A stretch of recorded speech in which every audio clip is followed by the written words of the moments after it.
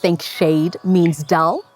Think again. With the right plants and careful preparation, you can easily light up those dark spots in your garden. Start with hardy plant options like Plectranthus, such as Mona lavender and Ciliatus, which thrive in low light conditions and add color and interest to your garden.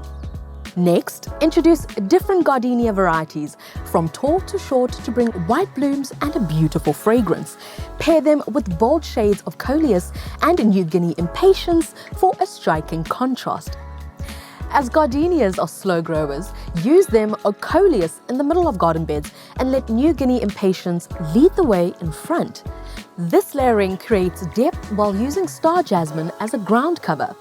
Yes, jasmine can be used as a ground cover to soften borders and pathways. Soil preparation is key for your shade garden's success.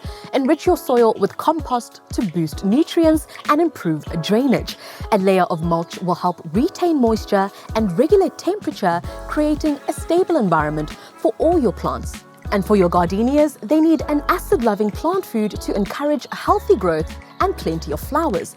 Unlock the secrets to shade gardening today. For expert advice and quality plants, visit your local GCA Garden Centre.